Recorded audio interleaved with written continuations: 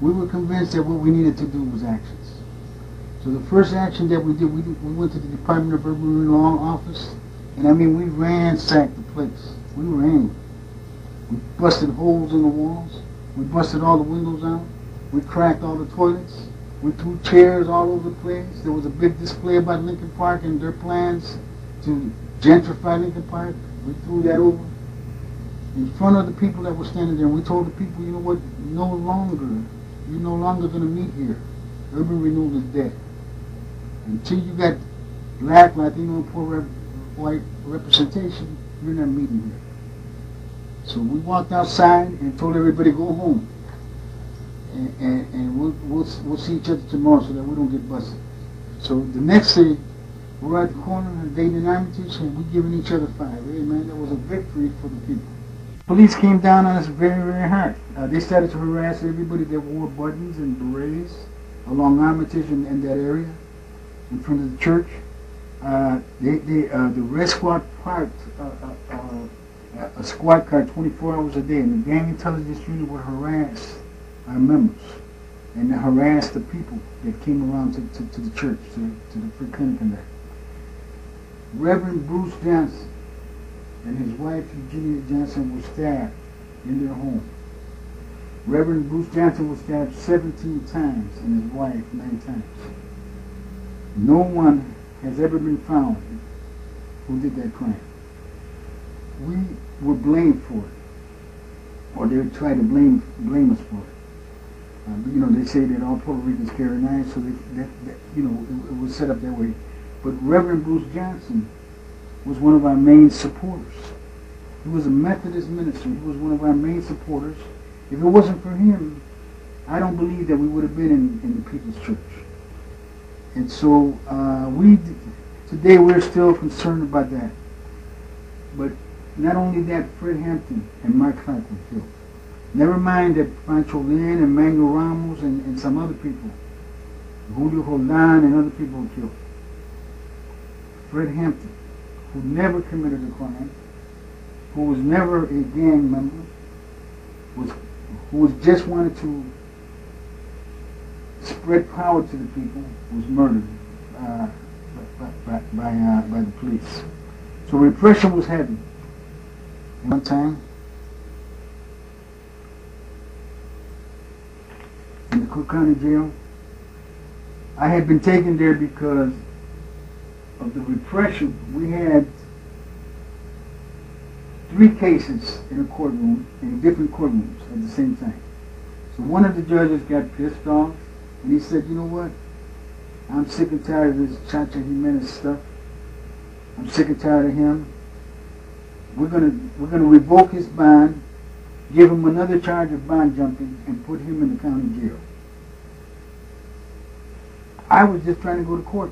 I couldn't make all the courtrooms, but you know, he got a little upset. That's okay. So I go into the county jail, and I'm in the bullpen. And then all of a sudden, here comes the warden of the county jail, Winston Moore, with 2 henchmen. And they come up to the bars, and they yell out, Jimenez. So I go up and I stand up, I said, that's me. I'm Jimenez. So Winston Moore looks me up and down. And he says to the other henchman, I raised that boy. I knew what he was saying because before he was a warden of the Cook County Jail, he was a warden at the juvenile detention center. And I had been there many times because, you know, I was a gang member. And so we went in and out of jail like it was nothing. So I was his boy. He said he raised me. He was right. So he says, he looks at the henchman and said, you know what, put him in the hole. Don't play with him, just put him in the hole. So I didn't care about going to the hole. That don't bother me. I'm already in jail. What's the difference whether I sleep in a dormitory or whether I sleep in the cell? It didn't bother me. All I wanted to do was, you know, I'm hungry. I want to get something to eat. That's all I care about. Give me something to eat, I'm fine. So I go up there to the hole, and you know the hole is not, you know, they lock the door, And then they go get another lock, and they lock that door. And so I'm in the hole only a few minutes, and somebody knocks on the other wall. You can't see the people from the other wall, but you can talk to them through the wall. So they're knocking up.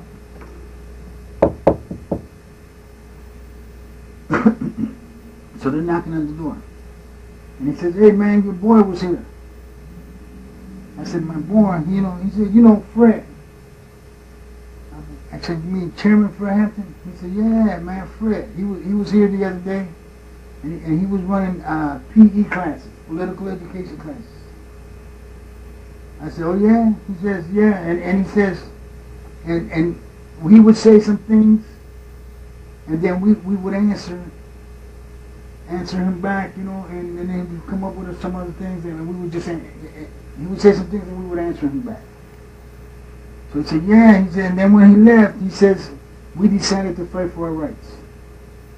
And so, we're in a hunger strike right now, and so at 5 o'clock, I know you're not going to eat. Down to Menard. We get down to Menard, they had some of the henchmen and some of the people, some of the prisoners that even worked down there with the administration that would deal with what they refer to as the problem prisoners. I had even met some of these cats who was still down in Menard in 1999. Chairman Fred got down in 1969, and so the deal was to make a move on Chairman Fred when he got down there.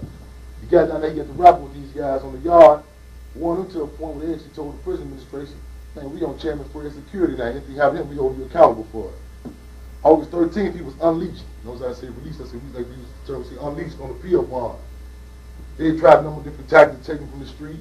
Tactics such as the letters they had sent to the Blackstone Rangers, leadership there in Jeff Ford, with the part of the COINTELPRO, with FBI doctor made up these letters saying Black Panther Party trying to take over your territory, so on and so forth.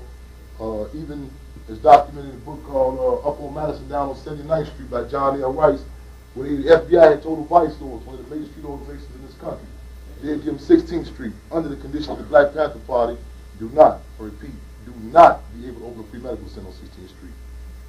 Chairman Fred was able to flip the script and win these brothers and sisters to a point of unity where they worked at the free medical center. Don't just say a point of unity, because our people incorrectly assessed what he was on. I was reading some cats, summation of it, and I was just trying to put out the position that he was trying to make all these folks become Black Panthers or become revolutionaries, which was not the case. When we understand that there's a difference, they understood, we understand that there's a difference between the revolution and the war. War, you get two occupied armies, you get out to get at. Revolution, you gain the mass participation of the hearts of the people. That they can play some point of unity to the struggle. Seen cases like in Vietnam, where Ho Chi Minh and they even had the bees playing a role. The bees were trained to come out of bamboo sticks for the American soldiers to know who they were shooting at. So it sets the stage, it sets the climate where everybody can at least be guilty of committing what we refer to as a revolutionary act. So after he got back out, they resorted to making this move, and this is just one of our September 11th stories. I say one of them. December 4th, 1969, the federal government, via the Chicago Police Department, armed with the floor plan so detailed they even knew what pack of cigarettes would be inside the house. Floor plan supplied to them by an informant by the name of William O'Neill. It came in packed bale phone trucks, blocked the entire block up. It left nothing to chance. Even the YMCA had sent a group of young brothers, 12, 13 years old, sent them out of town on the winter retreat. Later was exposed and they had put several called knockout drills at the Kool-Aid Chairman Fred. They came, they hit the door, they immediately shot and assassinated the 22-year-old defense captain Mark Clark. Then Minister of Health of the Black Panther Party, Ronald Dr. Satchel, Sister Belinda Brewer, Sister named Chinatown. Other occupants were saying, stop shooting, stop shooting. We have a pregnant sister here. That pregnant sister who they were referring to was my mother-to-be, being 18 years old, just turned 18 years old, Deborah Johnson. She literally felt the shells come through the mattress. Chicago police pulled out the room, jammed a pistol to us, coming